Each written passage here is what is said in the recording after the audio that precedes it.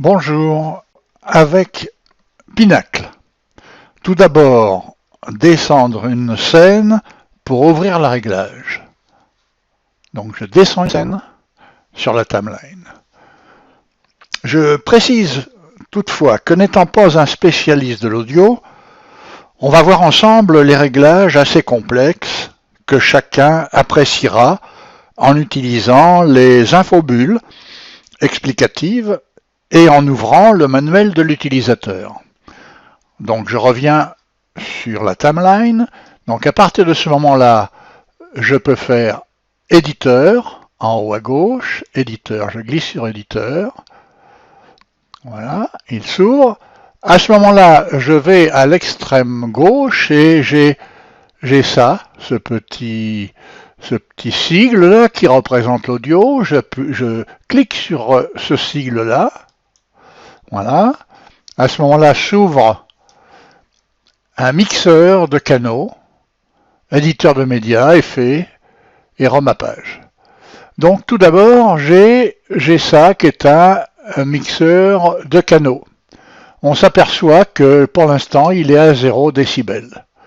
Et donc je peux, avec ça, faire ou pas de réglage, ou par défaut, et puis pouvoir manipuler les différentes gauche et droite des stéréos, changer les chaînes, etc. Voilà. Alors, je mets par défaut, et donc je vais amener le curseur là pour pouvoir augmenter le son.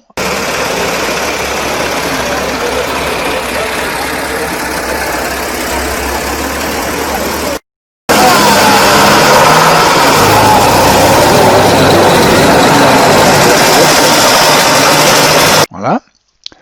Et donc j'ai ici qui permet de confirmer, et les curseurs soit ici, soit sur la page droite et sur la timeline vont avancer en même temps. Maintenant, je clique sur éditeur de médias.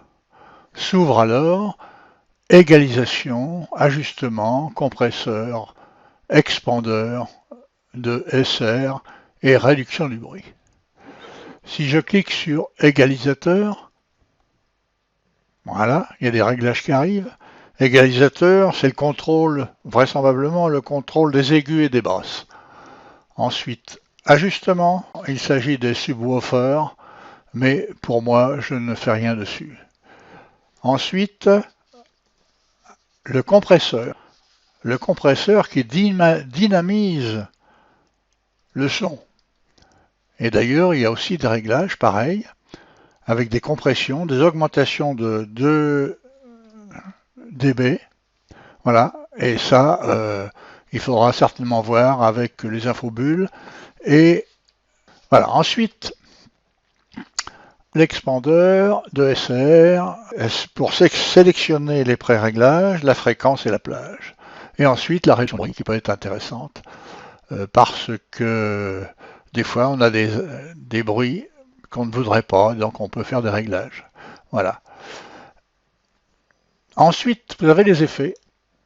Les effets, vous avez sur Adopt des effets studio, des effets de toutes sortes, des imitateurs, des audits de canal, des réverbérations, etc., etc.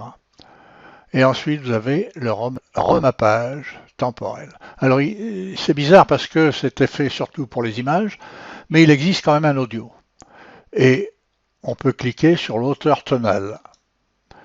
En gros, tout ce que je peux vous dire, et on pourra refaire un petit peu point par point.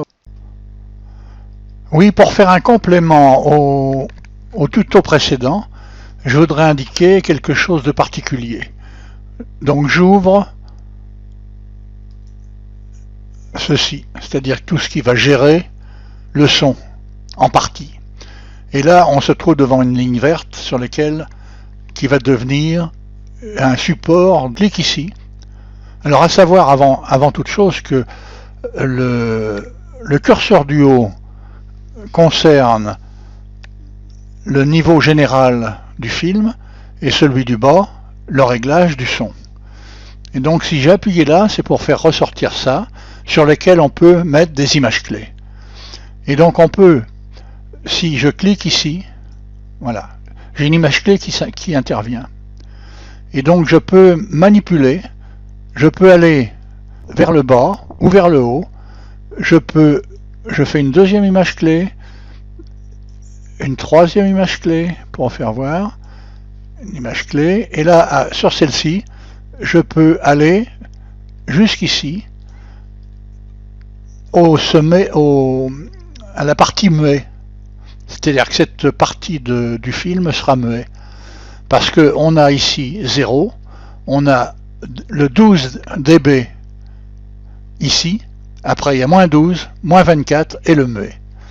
Donc on peut le remonter, et si l'on veut remonter ça, remonter le son, on prend ça et on le remonte pratiquement à 12.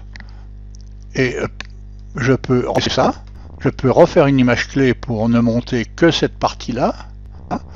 Et donc on va avoir là des choses qui vont pouvoir, en film, pouvoir bouger. Je fais une image clé.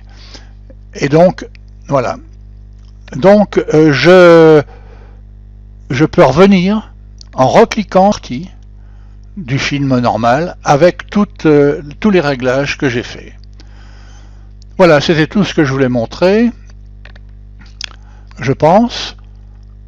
Et chacun, bon, on verra plus tard, il y a aussi le surround et le stéréo panner sur lesquels on peut intervenir en cliquant dessus et en bougeant à partir de là pour faire quelque chose de plus actif sur la partie gauche que sur droite, etc.